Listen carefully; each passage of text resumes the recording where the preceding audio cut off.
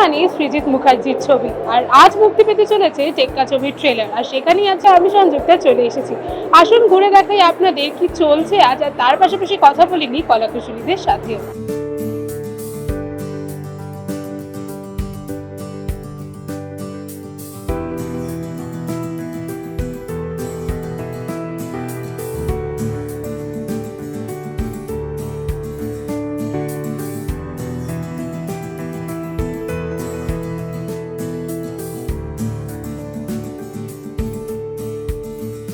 এই ছবিটা করার মেইন কারণ ছিল যে টুইস্টগুলো যেগুলো আসছে, টুইস্ট প্রত্যেক 15 মিনিট 20 মিনিট একটা নতুন টুইস্ট আসছে, এবং আমি as an actor I was only thrill K wow, মানে এরকম একটা গল্প এটাকে ছবি বানানো হবে এবং সোসাইটির মধ্যে খুবই রেলিভেন্ট একটা সাবজেক্ট। মানে এই ঘটনাগুলো যেটা পরানদা বললো বা সবাই বলছে বা আমরা এতদিন ধরে বলছিলাম, এটা মনে হবে আজকে আমাদেরই সোসাইটি একজন বা তার গল্প, বা এই গল্পটার সঙ্গে আমার কোথাও আমরা চিনি এই মানুষটাকে, যারা ওই যে আমার লাইনটাই আছে কি আমাদের সমাজে আশেপাশে ঘুরে বেড়ায় কিন্তু আমরা তাকেও দেখি না, কিন্তু এবার দেখবে।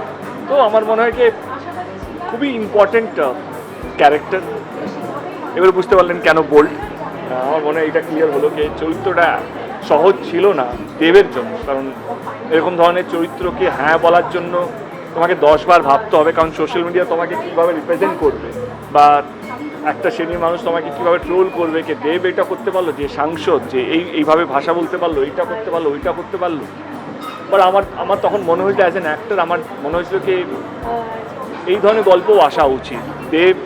দেবের এই 45টা ছবির মধ্যে একটা টেক্কা থাকা উচিত, যে একদমই অন্য রকম একটা ক্যারেক্টার, যেটা দর্শক ভাবতে পারবে না যে দেব এটাও করতে পারে, যে শঙ্কর হতে পারে, যে বাঘাযতীন হতে পারে, যে পাগলু বা যে দীপক প্রধান যে প্রধানের মতন চরিত্র সে এটা করছে, সে টেক্কাও করতে পারে। সেটা আমার কাছে সবচেয়ে বড় সত্যি চ্যালেঞ্জ ছিল।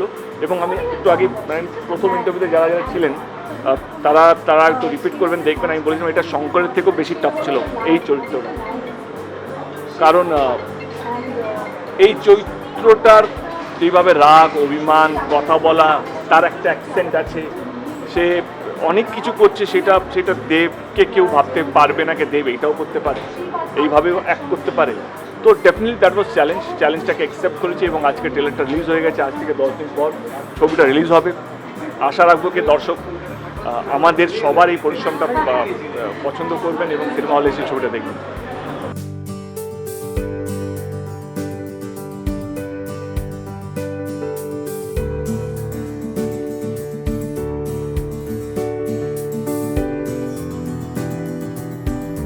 টিজার বেরোলো, সং বেরোলো, বাট এখন ট্রেলার থেকে মনে হচ্ছে টেক্কাটা তুমিই নিয়ে যাবে, বাজিটা তুমিই জিতবে, বিকজ একটা মা নিজের সন্তানের জন্য অনেক স্টেপ নিতে পারে।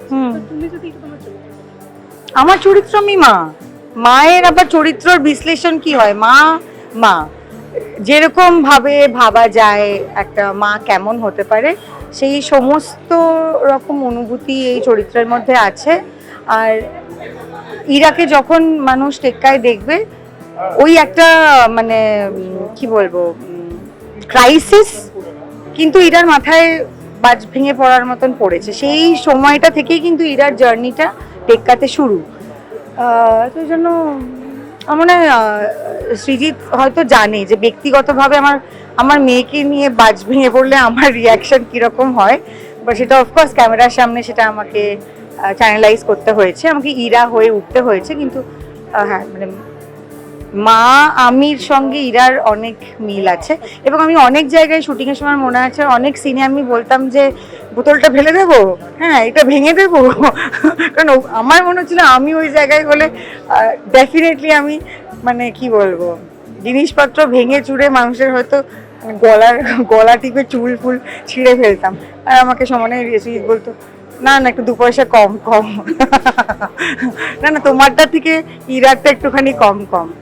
So, of course, I mean, I have a lot of similarity with Ira.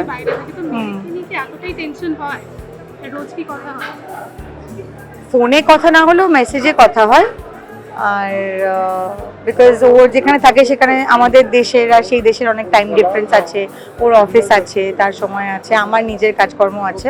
But of course মেসেজে কথা হয়। আমার সঙ্গে না কথা হলে আমার বোনের সাথে হয়, না হলে আমার ম্যানেজারের সাথে হয়, মানে কারুর সঙ্গে একটা যোগাযোগ ওর রোজই থাকে কিছুভাবে।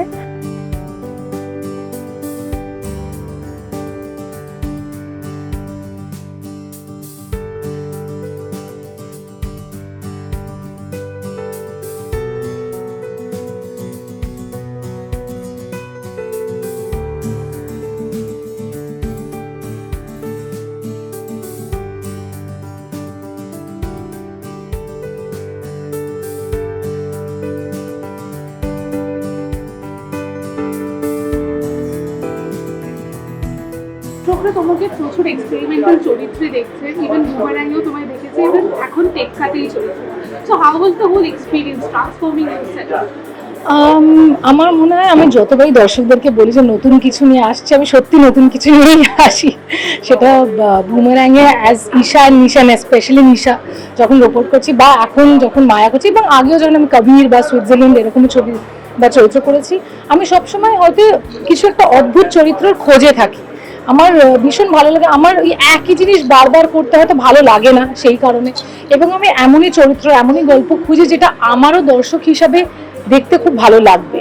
সো এই সব কিছু মাথায় রেখে আগেন টেক্কা করা, টেক্কার গল্পটা আমার সত্যি ভীষণ, মানে আমি যখন শুনছিলামও আমি নিজে at the edge of the seat ছিলাম যখন আমি শুনছিলাম, এবং লাস্ট শেষ পাতাটা পড়ার পর আমি ইমিডিয়েটলি হ্যাঁ বলেছিলাম, বিকজ আমার এতটাই অসাধারণ লেগেছিল গল্পটা। এবং অফকোর্স মায়ার চরিত্রটা, সো আমার মনে আছে যে যখন আমি মায়া করি গল্পের পাতায় অন্যরকম, কিন্তু যখন শ্রীতের সঙ্গে সেটা নিয়ে কাজ করা শুরু করি সেটা একদমই আলাদা ছিল, যেটা আজকে আরো বেশি প্রকাশ পেয়েছে। মায়া এতটাই একটা ম্যানলি চরিত্র, ও যেভাবে হাঁটা চলা, ওর যখন প্রত্যেকটা তুমি শর্ট দেখবে ট্রেলার, যেভাবে তাকাচ্ছ চোখের চাউনি একদমই রুক্মিণীর মতো না, এটা একটা অন্য মানুষেরই মতো, এবং অনেকটাই যে ম্যাসকিউলিন একটা ক্যারেক্টারের মতো। মানে যখন বলছে যে একটা জায়গা আছে বাবুর হেভি দিমাগ, কিন্তু সেটা আমার উপরে ফেলা হচ্ছে, বিকজ সেটা বোঝাই যাচ্ছে যে মায়াকে কিন্তু বাবু হিসাবেই দেখে, মায়াকে the best man on the জবই দেখে, মায়াকে উম্যান বলে আর কেউ দেখছে না এই গল্পের মধ্যে। সো সেই ট্রান্সফরমেশনটা খুব ডিফিকাল্ট তো অবশ্যই ছিল, বাট আমার মনে হয় একটা আর্টিস্টের সব থেকে বড় জায়গা যেখানে তার খিদেটা মেটে, যখন তাকে তুমি কামিলিয়ন হতে অ্যালাউ করো। ওই যে বারবার তুমি নিজেকে ভাঙা আর গড়া বা নিজের রূপটাকে পাল্টানো, সেটা যদি সে পেয়ে যায় সেই অ্যালাউয়েন্সটা, তাহলে সে অনেক কিছু করে দেখাতে পারে। অ্যান্ড টাচউড আমি সেই অপরচুনিটিটা পেয়েছি টেক্কার মাধ্যমে, and I am very happy যে এইভাবে সবার ট্রেলারটা ভালো লাগছে। কোন রিলিজটা বেশি চাপে না, পুজোর আগে সিনেমা মুভি রিলিজ নাকি এমনি টাইম? আমার মানে any release, every Friday irrespective of Durga Puja, Christmas, anything, I think every release counts. আমার যে খুব বেশি ফেস্টিভ্যালে ছবি রিলিজ করছে তা কিন্তু নয়, বাট আমি equally nervous, equally excited, equally আশাবাদী আমি থাকি যতবারই আমার কোনো রিলিজ হয়, বিকজ আমার মনে হয় আমাদের ভাগ্যটা প্রত্যেক শুক্রবার করে সত্যি পাল্টায়। সেটা কখনো এরম যায়, তো কখনো এরম যায়, বা কখনো এরকমও যায়। সো সেটার সাথে অবশ্যই পুজো হলে কি, পুজো একটা সেলিব্রেশন, একটা মজা, অনেক বেশি পরিমাণে লোকেরা ন্যাচারালি যাওয়ার একটা টেন্ডেন্সি থাকে, তুমি আরো বেশি দর্শকের কাছে পৌঁছাতে পারো। কিন্তু ভালো সিনেমা করলে, ভালো কন্টেন্ট নিয়ে আসলে, নতুন প্রচেষ্টা থাকলে আমার মনে হয় দর্শক সবসময় হলমুখিত হয়ে থাকে।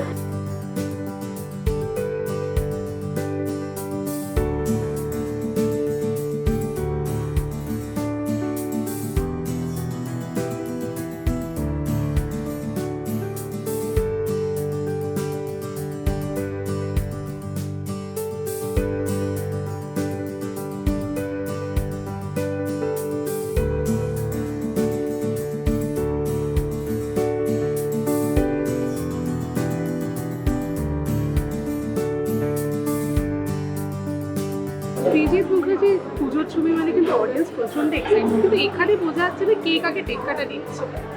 সেটা জানার জন্য অপেক্ষা করতে হবে, সেটা জানার জন্য রূপলী পর্দায় চোখ রাখতে হবে। আচ্ছা, এই যে ফাউল ল্যাঙ্গুয়েজটা মিউট করানি হচ্ছে, মানে এটা কি অ্যাকচুয়ালি ফাউল ল্যাঙ্গুয়েজটা মিউট হবে? হ্যাঁ, ইউএ হলে তো হবেই। তো এরপরে কি প্ল্যান আছে, মানে হাউ আর দ্য প্রমোশন? এরপর হবে যেরকম প্রমোশনটা, রেডিওতে যাব আমরা, পরবর্তী গান রিলিজ আসছে 2 তারিখ মহালয়ার দিন। দর্শকদের বেশি সবার পুজো খুব ভালো কাটুক, যদি মন ভালো থাকে, যদি সিনেমা দেখতে ইচ্ছে করে, ওতে অবশ্যই বাংলা সিনেমা দেখবেন, ওতে অবশ্যই টেক্কা দেখবেন।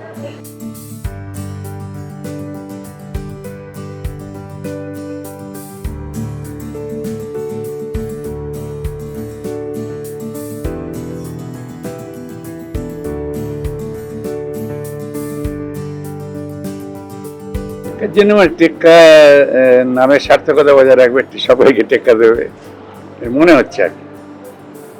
সিজিতের ছবি তো সত্যি খুব ভালো হয়। তো এখানে দেবের সঙ্গে জুটি আমার না, জুটি সে খুঁজে পেয়েছে ওখানে, নিজের জুটি আছে ওখানে।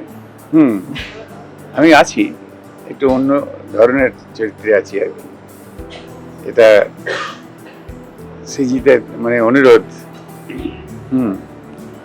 ও অনেকদিন ধরেই বলছে করতে, তো আমি হয়ে উঠছিল না, বলছি এবার আর তোমার ছাড়ছি না, এবার আমি তোমার করাবই।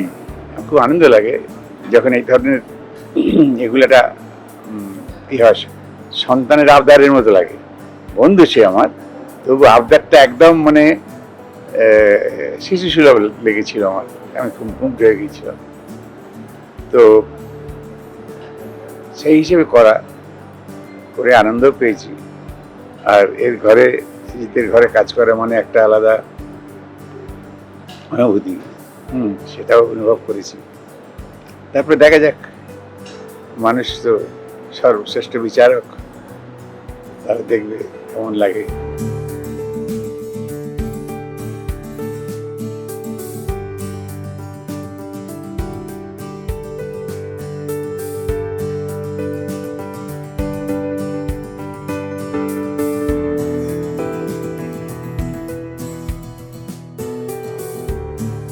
সৃজিত মুখার্জির পুজোর ছবি টেক্কা ট্রেলার লঞ্চের কিছু মুহূর্ত আপনারা দেখছিলেন। তবে ট্রেলার দেখে কিন্তু দর্শকরা আরো বেশি কনফিউজ, এই পুজোতে কে নিয়ে যাবে বাজি।